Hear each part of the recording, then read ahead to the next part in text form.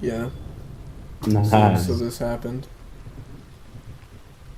It literally looks like I'm wax on, wax off the dirt the way that he's falling. I can't. There's no. Oh, oh, hey, I got out. Nice. Let's go. Oh, and I'm back in. Uh,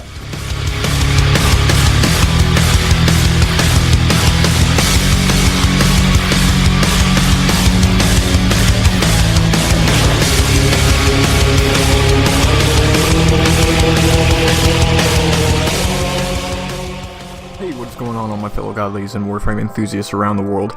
This is Vance from the Warframe God Build series, and I hope you all are having a great 2020 so far. Right now, for me, it's going really, really well, and that's why I'm here today to kind of cover some Archwing God builds so that you guys can hop into Railjack and be all that you can be.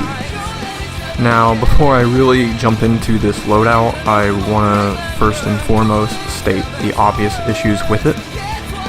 The fact that, well, Archwings are getting one-shotted in Railjack. That kind of needs modified to where they have a little bit of damage resistance, or they have a moment of invulnerability after their shield is broken, something to level the playing field, because it's not in a good place for any other Archwing except for Amisha. So to prevent digital extremes from nerfing Amisha, I would rather see them buff every other Archwing. Also, if you go into your loadouts, you will notice that you have a loadout designated specifically for your Warframe and all your ground missions. When you go into your vehicle tab, you also have a separate loadout. Here's my problem. So I have the intended loadout that I want with this Warframe loadout.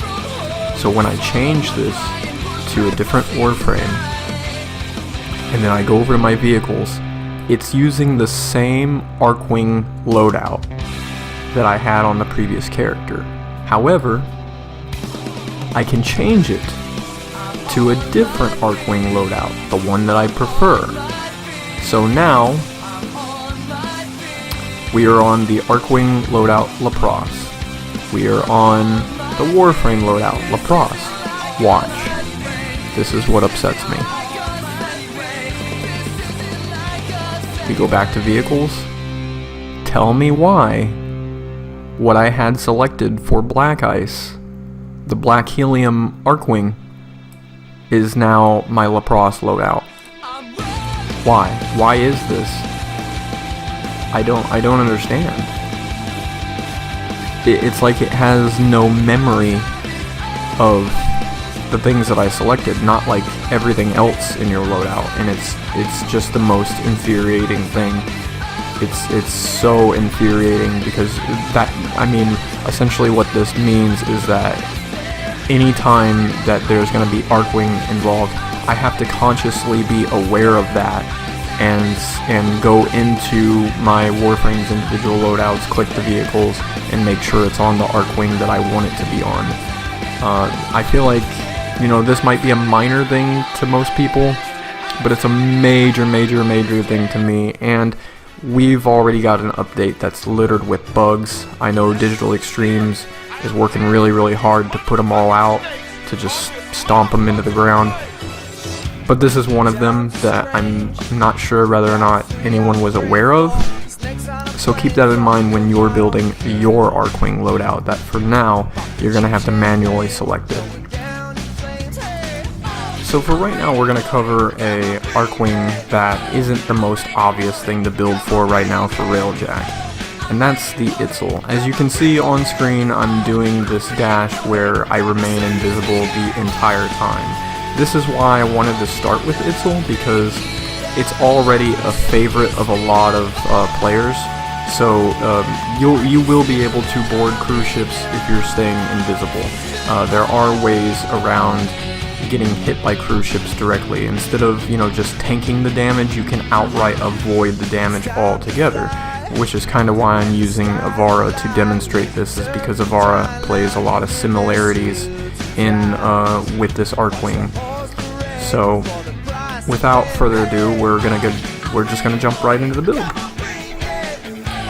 So for the Itzal's Archwing abilities, one thing interesting that I haven't tested yet, and you think I would have, considering the fact that this is an Archwing God build intended to use for Railjack, I've not had an opportunity to shoot the arc line at a cruise ship to see if it will pull me to the cruise ship. I'm very interested to see if that's going to work or not. So if it does end up working, then that'll be a viable way to get to a cruise ship really quickly. In standard Archwing gameplay, I don't find this ability to be very useful at all. I wish that instead of a line, it was a net.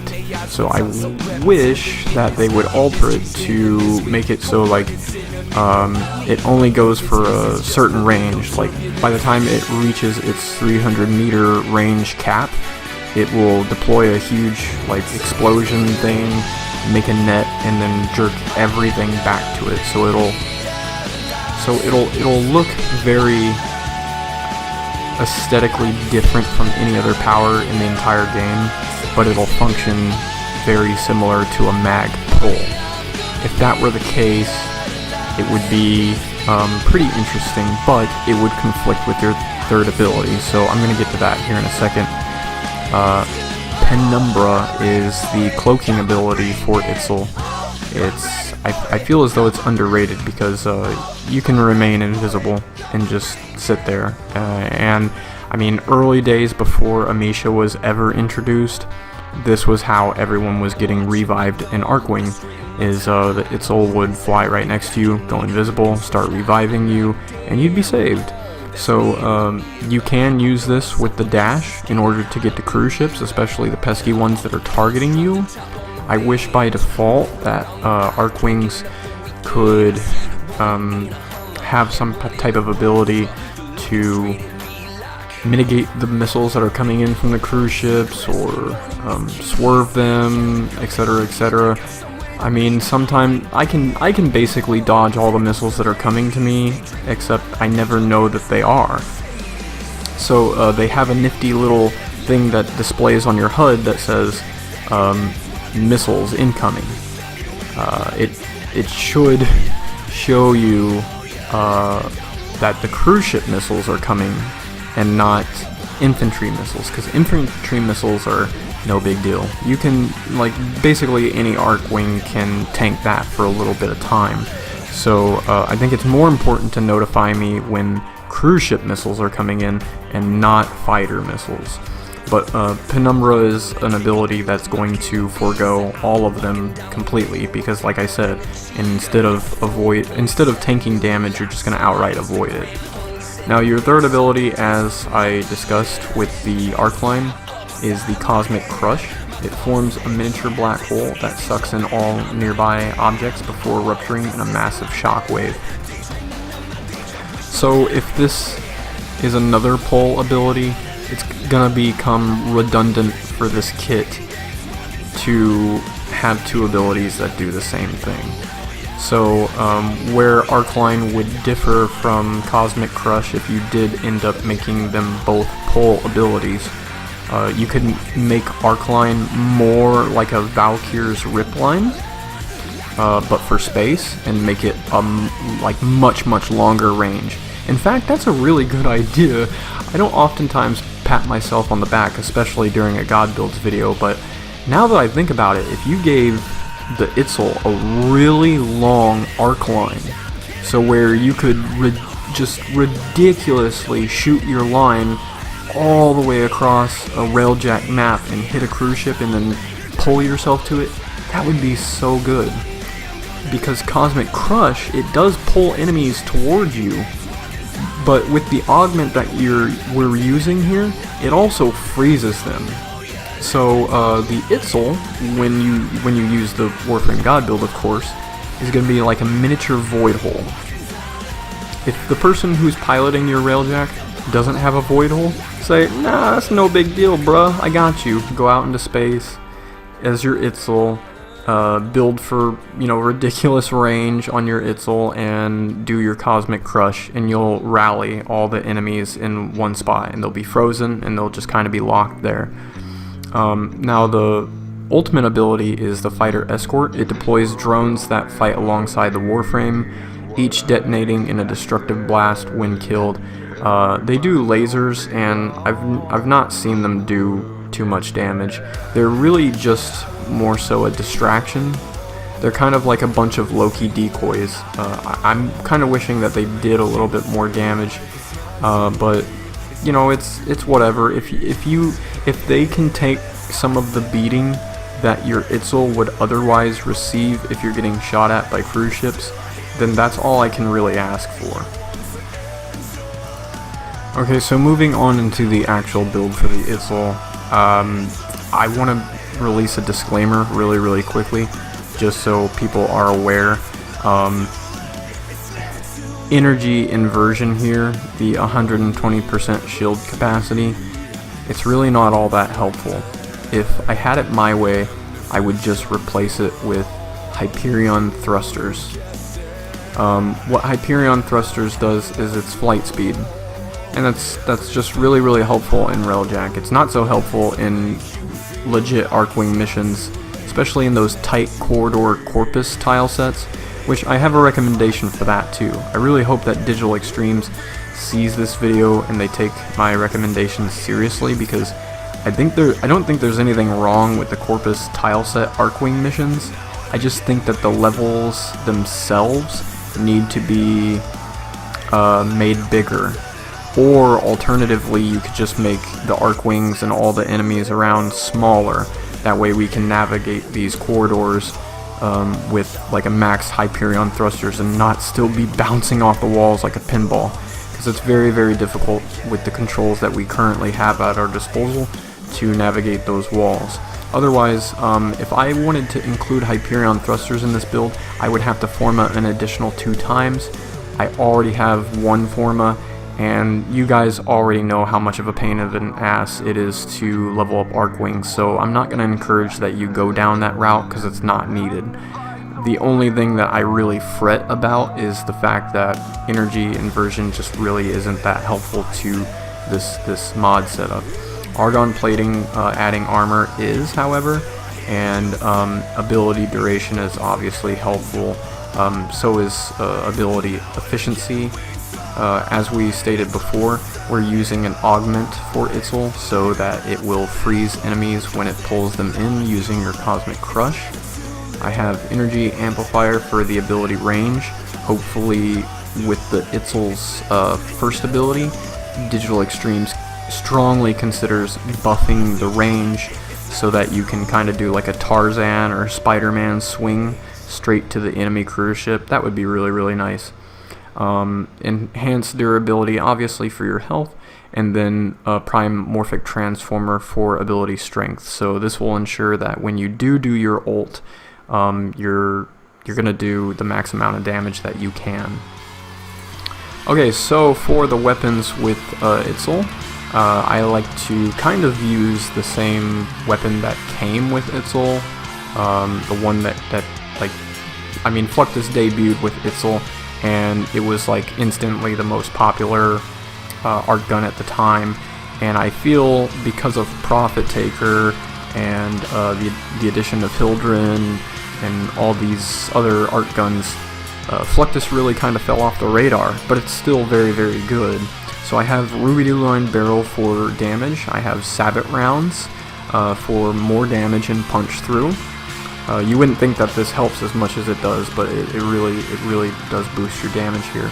Venomous Clip for your Toxin, Parallax Scope for your critical chance, Dual Rounds for your multi-shot, Hollowed Bullets for your critical damage, Electrified Barrel to combine with your Toxin and make corrosive, and then Automatic Trigger for fire rate. So by default, your Fluctus will kind of fire a little bit too slow for my preference. And with this build, I think you'll find that it does really well. Anytime I was leveling up in Archwing combat, like if I had needed to level up my Archwing but I didn't need to level up any of the weapons, I would bring Itzal because I knew that or I mean I would bring Fluctus because I knew that Fluctus would do a really good job at defending me. Now, on to the last component of this build, the melee. I'm releasing another disclaimer for this weapon here because I'm not quite finished with it. As you can see, I have all the mods that I need, I just don't have one of them maxed because I have no mod capacity left. So let's go into explaining this build. You're gonna need to forma this one time. I think that's pretty good for a god build because you guys are probably used to like cramming in 5 forma and stuff like that, and what I love about Archwings is they were tweaked way before Railjack even came out, and now a lot of things don't require any more than 1 or 2 forma, so that's really nice. So I have Furrow for attack speed. I have Astral Slash, which after I forma one more time, I should be able to fit this baby in maxed out. This will do primarily all slash damage, which is what your Onyx will do by default the best. And then I have your Galvanized Blade for electricity, Poisonous Sting for toxin and make corrosive, Searing Steel for heat plus status chance, Extend for range, Tempered Blade for critical chance, and Cutting Edge for melee damage. This is an extremely well-rounded build. It does some of the best damage in the game. As everyone knows, every time I ever use corrosive, that's directed specifically towards armor. Once you cut through that armor, the heat will absolutely annihilate, fleshy targets. But with Archwing, it's a little bit more complicated than that because, well, you're not dealing with fleshy targets, but you are depleting the armor and you're breaking through, heating up everything on the inside. So they're gonna cook inside their ships, regardless. And this is kind of really good to use against your frozen enemies that you've used Cosmic Crush with. You pull them all into one spot, isolate them, and just start going to town with the Onyx. And it's really gonna be a powerful combination here, especially since you also have you also primarily do slash damage. So again, as you guys know, once you cut through the armor, you can bleed your opponents dry. Slash damage is amongst one of the best damages in the game, so you have 3 of the best combinations here. I was gonna say 4 counting your electricity and your toxin separately, but combined corrosive, slash, and heat make a really powerful 1-2 punch. Never mind the fact that, as I said already, you can combine this with Cosmic Crush, which is going to apply ice status on top of everything that you're doing here. It just makes me wish that there was a Condition Overload mod version for the Archwing melees, because I would totally go with that if that were the case, because I think that this weapon would be just god tier if that were the case. Okay, so that obviously concludes my loadout setup for Warframe God Builds Itzal. I hope you guys look forward to seeing more Archwing God builds, and you tune in to future videos because I intend to release group God builds where we will be showing you how to quickly and efficiently take out Eidolons, take out Profit Taker, and then finally do Railjack missions. We're really going to groom our entire audience to participate more with random players in game, participate with their clan, their alliance, because I just have this big funny feeling that with the introduction of Railjacks, alliances are going to have a more definitive meaning in the future, so it's probably a good bet for us to get a little bit co-op happy and start playing with friends again in 2020. So here's to hoping that your 2020 remains awesome. I love you all for supporting me. Thank you so much. If you found this video to be interesting and insightful, go ahead and smash that like button, comment, share, subscribe, do as I always encourage you to do. And until next time, peace.